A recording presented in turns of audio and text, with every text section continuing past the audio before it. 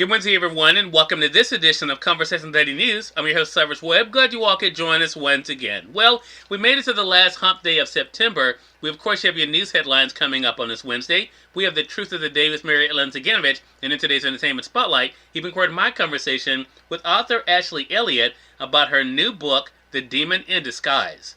Enjoy today's program. For Conversation Daily News, I'm Cyrus Webb with your Wednesday headlines.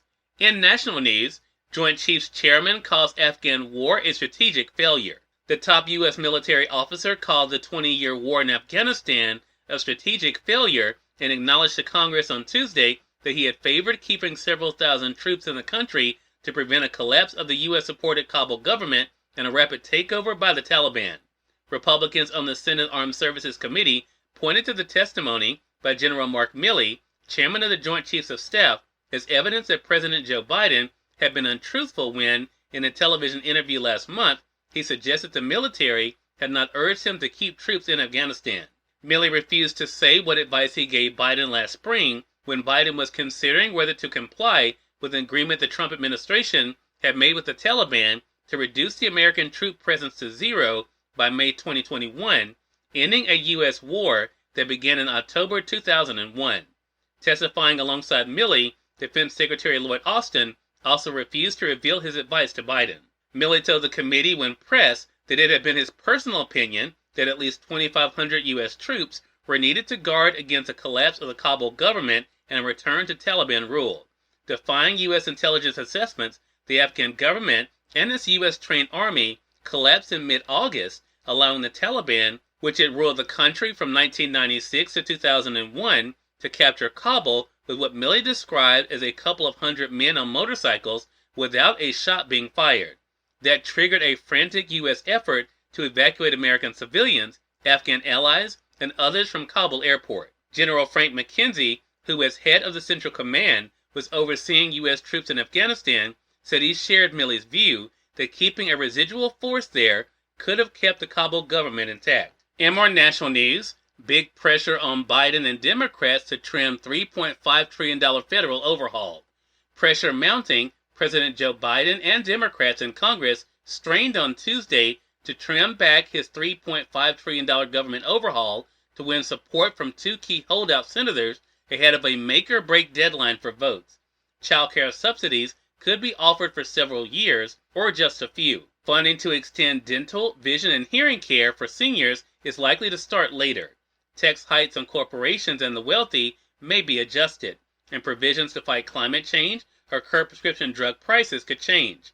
With Republicans solidly opposed and no votes to spare, Democrats are struggling to adjust the tax proposals and spending goals to meet the overall size demanded by party colleagues Joe Manchin of West Virginia and Kristen Sinema of Arizona. The two say Biden's plan is too big, but are publicly quiet about the number they can live with. The president was meeting separately with them, seeking agreement before a Thursday test vote. In more national news, hospitals fear staffing shortages as vaccine deadlines loom. Hospitals and nursing homes around the U.S. are bracing for worsening staff shortages as state deadlines arrive for healthcare workers to get vaccinated against COVID-19. With ultimatums taking place this week in states like New York, California, Rhode Island, and Connecticut, the fear is that some employees will quit or let themselves be fired or suspended rather than get the vaccine. How this is going to play out, we don't know. We are concerned about how it will exacerbate an already quite serious staffing problem, said California Hospital Association spokesperson Jan Emerson Shea, adding that the organization absolutely supports the state's vaccination requirement. New York healthcare employees had until the end of the day Monday to get at least one dose, but some hospitals had already begun suspending or otherwise taking action against holdouts. In business news, spike in bond yield spooks investors, deflates tech stocks. Technology companies led a broad slide in stocks on Wall Street Tuesday, deepening the market's September swoon. The S&P 500 fell 2%, its worst drop since May. The tech-heavy NASDAQ dropped 2.8%, its biggest drop since March. And finally, in entertainment news, Oprah Winfrey chooses Richard Powers' Bewilderment for book club. Oprah Winfrey's new book club pick is Richard Powers' Bewilderment, his first novel since a Pulitzer Prize winning The Overstory, and already on the fiction long list for the National Book Awards. My next selection is from one of our country's greatest living writers, Richard Powers, who writes some of the most beautiful sentences I've ever read, Winfrey said in a statement on Tuesday. Bewilderment doesn't begin to describe it, Powers said when he was asked about the honor. This is among the most rewarding recognitions I received over my 40-year career. Cyrus Webb, Conversations Daily News. It's now time for the Truth of the Day with Mary Ellen Ciganovich. Mary Ellen, it's all yours. Hi, this is Mary Ellen with your Truth of the Day. Strengthen your active listening skills. Encourage a deeper level of communication by strengthening your active listening skills. You may think simply speaking kindly and respectfully is enough. All too often we forget the importance of listening.